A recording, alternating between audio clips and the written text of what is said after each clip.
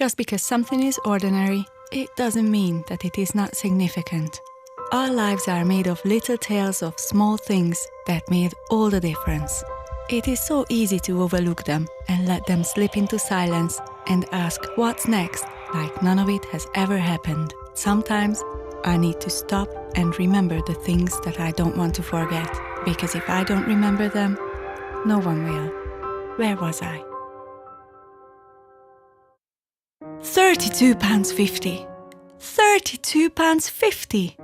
No matter how many times I repeat it, it will be the same figure. £32.50 is the price of my new study Bible that I now owe to Brian, a lovely gentleman who went to the trouble to purchase it for me from the Christian bookstore in town. I let him do it because I wanted to save on my traveling costs, meaning my tram fare. Never in a million years have I thought that this book will be so expensive to put me in a position where I don't have enough money to pay for it. Well, it is very thick and does have a lot of charts and maps, but I sure don't plan a trip to the Middle East anytime soon. I'm useless with maps anyway. Aron would have fun with them.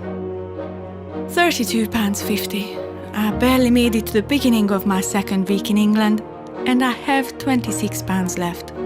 I have some prospects to start helping out in the church's conference in kitchen and earning a little, but I don't think it will happen in the next couple of days, and I need to pay Brian on Sunday in church.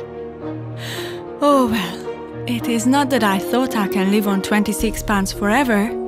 I knew I will come to an end of it sooner or later. I just hoped it will be later rather than sooner. I just don't want to let you down, God.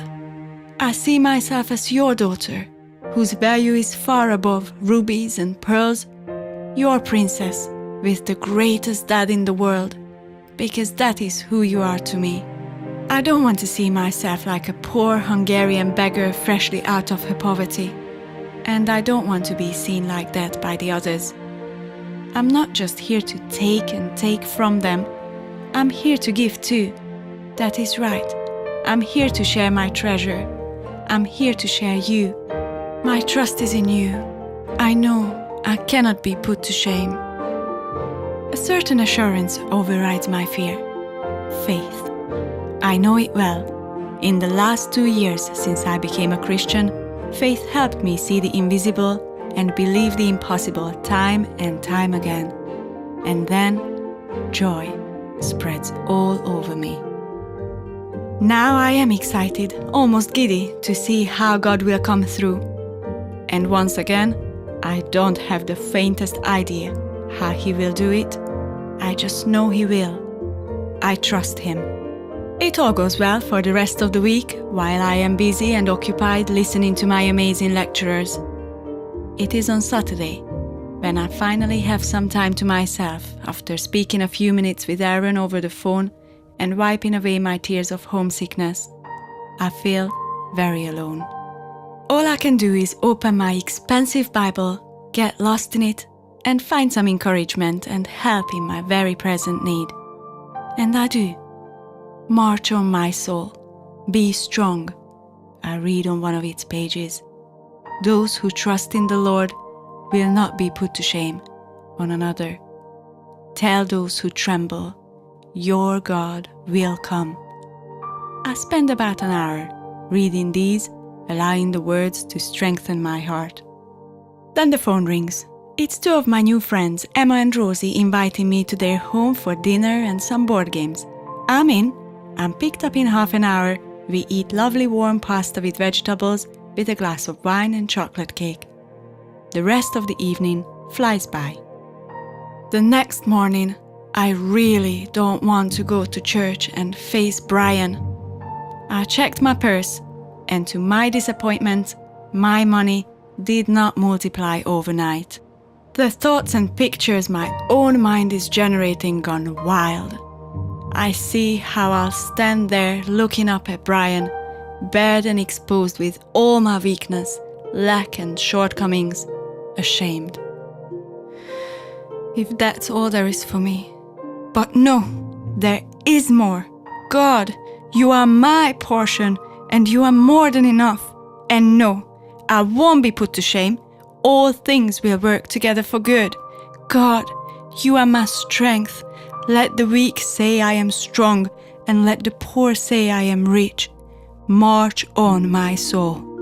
All fired up, I hurried down to church, which is only a 7 minutes walk from our home. On the way, I decide I won't go straight to the man.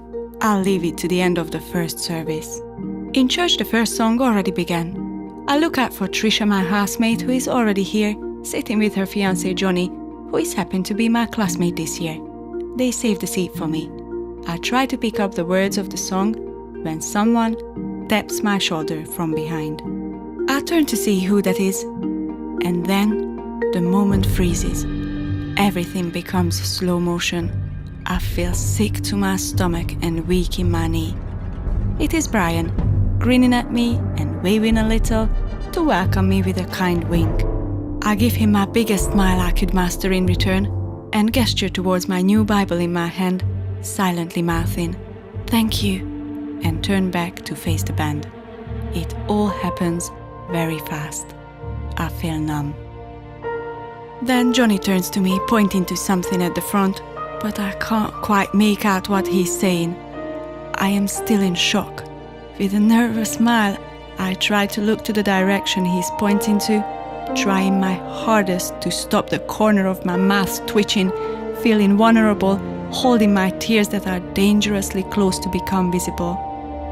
It is then when I see him, the back of a person in the first row with grey hair that is so familiar, that is so loved, so missed. Dave Adams, a pastor from my church back in Hungary. He's here? I didn't know, but he's here. I know him and he knows me. A piece of home. I am not alone. And whatever has pressed my chest is loosened now. My tears are streaming down my cheeks so freely. And I thank God with my arms raised high because I know I can face now whatever is to come. And I am not ashamed. I am at peace. After the end of the first service, without hesitation, I run to Dave and we embrace each other. We are happy to see the other. He was my teacher and mentor at my very first Bible study group in Hungary. Him and his wife Anne moved to my city shortly after Dave's got retired as a chemist teacher in Sheffield and became assistant pastors in my local church while still keeping touch of their main church in England, Hope City. They are the reason I got the scholarship in Sheffield. To my question, he tells me that he only decided to come to Sheffield a couple of days ago to take care of some family matters. I suddenly remember my new Bible on my seat and ask him to sign it and write a few lines in it for me, and he does. He looks at it and is very pleased of my choice. It has a lot of charts, a lot of maps, a lot of study notes and references, he says approvingly. Yes, I smile with him. How much was it? He asks. I just casually turn the Bible in my hands to look for the price label on the back, as if I need reminding. £32.50, I answer. He buries his hand in the pocket of his trousers and gives me a tenner and £2.50 in change. I take it. Oh, thank you. I get another warm hug too. Without further need to explain the situation, we both understand it. In Hungary, he gave me a £20 note as a leave-in gift to buy myself a good study Bible. He's just making sure it is still a gift and I'm not burdened with its price. I don't think he'll ever know what this meant to me.